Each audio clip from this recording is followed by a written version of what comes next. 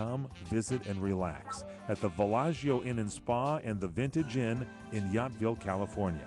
Call 800-351-1133.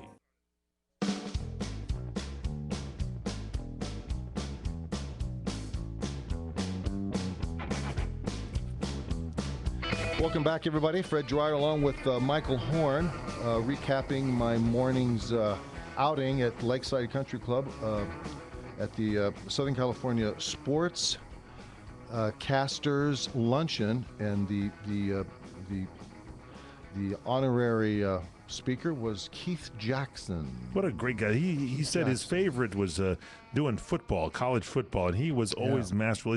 Is he still doing a few games, or is he retired totally again now? Well, didn't you say that he? I thought he's retired back? again. I thought he came back, but maybe he's sounded like he was retired again. You know, he's 83. He's got a great life, and he's been married 60 plus years to his lovely wife. Well, it's and really good. They got a great life over there. Yeah, it's and good. They live in Sherman Oaks, and so far I haven't seen him. So yeah, but we'll take his keep word looking for it. He might be there. Now you have a new email address that has just been put together for you. Yeah, thank you so much.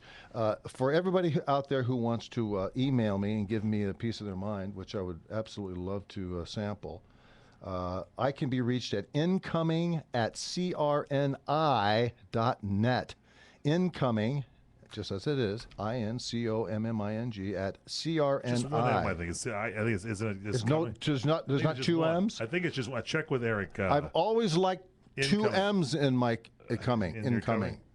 Incoming, C-O-M-I-N-G, I believe. Is it C-O-M-I-N-G? Yeah, I-N-C-O-M-I-N-G. I'm making the correction as we speak. Let me look at your hands. I want to make sure it's not an insert. No dots. It's not no dots. It's no nice hands. Yeah, thank you. How do you much. do that, by the way? That's nice that you have those beautiful hands like that. I wear oven mitts at when I go to bed. That's good.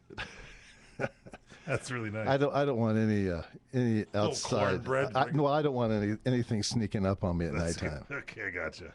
All right, so that's a new email address. You can't miss incoming. it. Yeah, incoming at crni.net. So let's hear from you out there. Don't keep it a secret, as they say.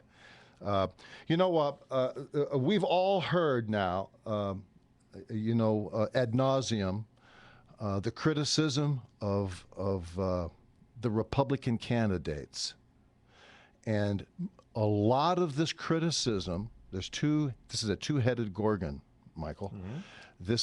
I like two-headed gorgon. This is criticism from the grinding wheel, the great grinding wheel of liberalism, which is all of the pundits. You know who they are, the putative list of reprobates, feckless putative reprobates, who are chumping in, who have already put to rest Mr. Cain. Herman Cain has been. He's out. We've got a couple of things here on not Herman officially, here. but just on the way out. Yeah, officially, it's and we're going to go over do his autopsy, and it's really funny. We're going to do an autopsy on Mr. Cain. He's not even dead yet. Is that great?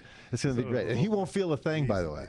He's just gonna. The results are in. No, right? He's not going to feel a thing, and my scalpel.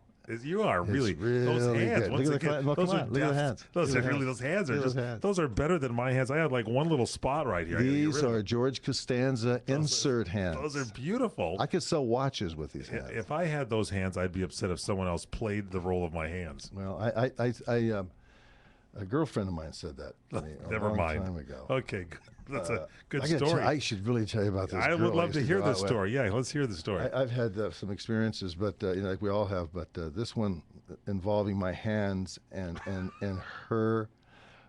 Anyway, there you go. Thank you. Thank you so much. You're welcome. Incoming, INCOMING at CRNI.net. Gotcha. I've got it down. I've taken the one extra M, and I've freeloaded it. It's in the trunk of my car now. I've dumped it. Take it over to somebody So else. what we have now, we've got the two-headed gorgon. We have the great grinding wheel of feckless politics coming from the left that we all know. Wait a minute. It's two M's now? Is that? No, what happened? I thought coming just had one M. Did someone come in here? Somebody's just changed the lettering around. Is now. it two M's or what? Is it two M's or one? Well, we look on the dictionary. It's and two M's. I thought it was. I was correct. I think it's one. I'm arguing this one. No, is it? I don't know. Eric, someone will look it up. I'll find out. We'll find out. We're going to find out. Somebody find out. Thanks. And then we'll get the new email address. Now let's hire someone to find out. Okay. Yeah. Okay. Can we do that? Yeah, That's so a good anyway. liberal thing to do. I'm sorry, we interrupted you. You were talking Well, about we can start these- the show all over No, again. that's Keith fine. Jackson had some No, great never mind. hands, didn't he? How about his hands? They were great. Did you love his hands? They were very good. He was good. Yeah. No, that's Herman Cain. You were doing the autopsy. You know, I and carry auxiliary hand cream with me. You do? Yeah, and I wanted to rub his hands when I saw him. You did? I don't know if that's me or if It's just a thing. I know. It's just a sense of duty Yes. I've always had. I'm a responsible guy, you know. And because I've directed some of the Hunter episodes, Yes. and I've done some directing in my. You directed in my days. that show. I've directed the show. Yeah. I've directed 7 or 8 of them, and so I've had a lot of fun. I've directed other things, and I've always been. I have a great deal of fun, you know, when you go out and you meet people, and just people you know, and certainly people you don't know. I always really look at the minutia. I look at their hands. I look at their feet. That is a key thing. That I did some It's true. sales, and there was a guy who sold shoes and stuff. And when you go and meet people that sell shoes, you always look at people's fingernails and their shoes, and that tells you a lot about the person. Yeah, you don't want a mechanic grabbing your foot and slipping, Brogan on your foot. You know, you don't want a penny loafer being Exactly. ripped off your heel. Exactly. You want polished, nice-looking shoes and nice hands. You don't want a welder digging into your, Exactly. your kit. And you took out a lot of guys with those hands, man, over the I've playing career of yours, and You know they're still something? in great shape. You know something? I've picked a lot of noses in the pilot. You did? Yeah, Thank you. and they never even knew it. You know, they hop up out of the pile, and they go, "What the hell happened? What was on. that?" And I said, "You're all right now." You actually picked noses Yeah. when you were in the Yeah. heap, Yeah, I take the little finger and dig it, and and the officials don't see that. and you do know they? what's really interesting? They're really grateful. You're crazy, man. They're really You're grateful. absolutely nuts. I'm They're telling really you. grateful.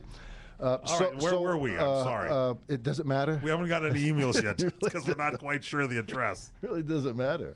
No. I'm going to try to get this out. Yeah, go, please, and please. here's what it is. Here's the point of my consternation, and this is really the type of thing I was thinking about over the weekend, and that is, what is the sense of the American population in how they are now putting themselves in a position to have to make a decision on a candidate to beat the evil that's in the town. The township has been invaded by an evil. Right. They got to get rid of it, and they are. I believe they feel stuck that they've only got a list of 5 or 6 guys and a woman in there who is going to have to do the job. And I think that there's so much worry that our side isn't capable or up to it, or they're fearful that there's too much baggage with Newt, too much baggage with Kane, too much baggage with. You're talking Republicans are worried about this now, right? I'm talking about the base, the Republican base. The base of the party. Yeah, I mean, remember we've got the left grinding wheel that's going to destroy anybody that comes along. They're going to do that no matter who it is. They're going to tell you, and what they have done so far, they've been telling America that your candidate is going to be Mitt Romney because that's who we want to run against. So start thinking poorly and badly, and start being frightened, being insecure of all of the others, and that includes Newt Gingrich. Now, Newt shot to the top. He did. He's going to start to make a move, and I'm really going to have a lot of fun here now, seeing if this base, this conservative and independent base, is going to be up to speed to make the decisions necessary to pull the trigger on Newt. We'll be right back.